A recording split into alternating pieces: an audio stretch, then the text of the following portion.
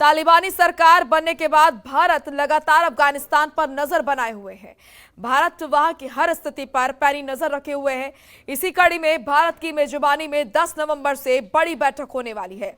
इस बैठक में आतंकवाद, ड्रग्स तस्करी, हथियारों के जखीरे और मानवीय सहायता समेत कई मुद्दों पर बातचीत की संभावना है। बैठक में 8 देशों के राष्ट्रीय सुरक्षा सलाहकार हिस्सा लेंगे। इसमें अफगानिस्तान के हालात के साथ साथ आतंकवाद को सींचने में पाकिस्तान की भूमिका पर भी मंथन होगा। राष्ट्रीय सुरक्षा सलाहकार अजीत डोभाल की अध्यक्षता में होने वाली बैठक में कजाकिस्तान, किर्गिस्तान और ताजिकिस्तान, तुर्कमेनिस्तान और उज्बेकिस्तान के शीर्ष सुरक्षा अधिकारी भी शामिल होंगे। भारत अफगानिस्तान पर सुरक्षा वार्ता के लिए रूस, ईरान और 5 मध्य एशियाई देशों के शीर्ष सुरक्षा अधिकारियों की मेजबानी करेगा। तो अफगानिस्तान के हालात पर भारत की सीधी नजर है। 10 नवंबर को भारत में एनएसए स्तर की बैठक होगी, जिसकी अध्यक्षता करेंगे एनएसए अजीत डोभाल।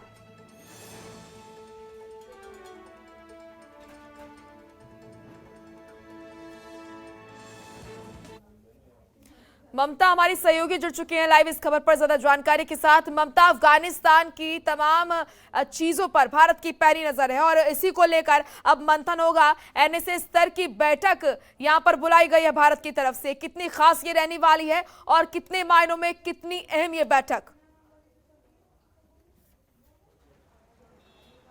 जी बिल्कुल, देखिए बहुत महत्वपूर्ण ये बैठक है और इस बैठक का नाम दिल्ली क्षेत्रीय संवाद सम्मेलन रखा गया है और अजीत डोभाल एनएसए चीफ, उन्होंने ये सम्मेलन बुलाया है और विश्व के तमाम जो देश इसमें शामिल होंगे, वहाँ के सुरक्षा सलाहकार भी इस बैठक में शामिल होंगे। जिस तरीके से अफगानिस्तान में हालात बदले हैं उसको लेकर ये बैठक काफ़ी महत्वपूर्ण बताई जा रही है। अगर इस बैठक की बात करें तो इसमें रूस, ईरान, उज्बेकिस्तान के अलावा तुर्कमेनिस्तान, कजाकिस्तान, ये वो तमाम देश हैं जो इस बैठक में शामिल होने वाले हैं। लेकिन सबसे ज़्यादा महत्वपूर्ण बात यह है कि लंबे समय से अफगानिस्तान के मसले को लेकर चीन भी भारत के संपर्क में था, लेकिन आखिरी समय चीन की तरफ से मना कर दिया गया है कि वो इस बैठक में शामिल नहीं होगा और इसके अलावा पाकिस्तान ने भी इनकार कर दिया है कि वो इस बैठक में शामिल नहीं होने वाला है। लेकिन देखा जाए तो अफगानिस्तान में जिस तरीके के हालात बदले हुए हैं उसको देखते हुए ये बैठक बहुत ज़्यादा महत्वपूर्ण मानी जा रही है उनका।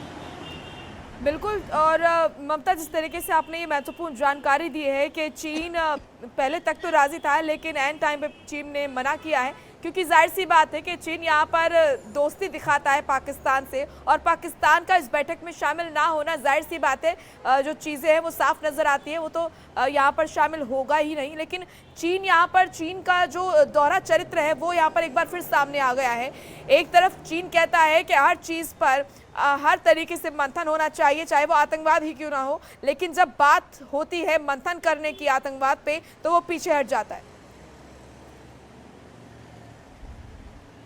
जी बिल्कुल, ये हमेशा से ही देखने को मिला है कि चीन अपने वायदे पर कभी भी खरा नहीं उतरता है। चीन जो कहता है वो बिल्कुल नहीं करता है और जिस तरीके से चीन ने तालिबान का सहयोग किया था अफगानिस्तान को कब्जा करने में, तो जाहिर सी बात है इस बात की उम्मीद पहले से ही लगाई जा रही थी कि मुमकिन है कि पाकिस्तान और चीन इस बैठक में शामिल नहीं होंगे और कुछ वैसा ही हुआ।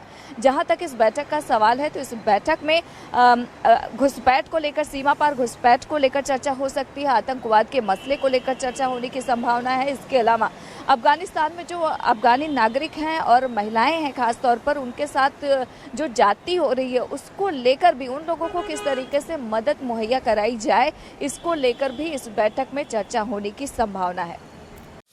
खबरों के निष्पक्ष विश्लेषण के लिए सब्सक्राइब करें Jantantra TV and press the bell icon. Never miss any update.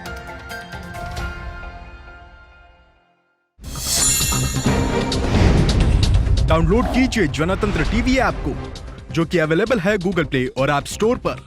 अधिक जानकारी के लिए अभी डाउनलोड करें।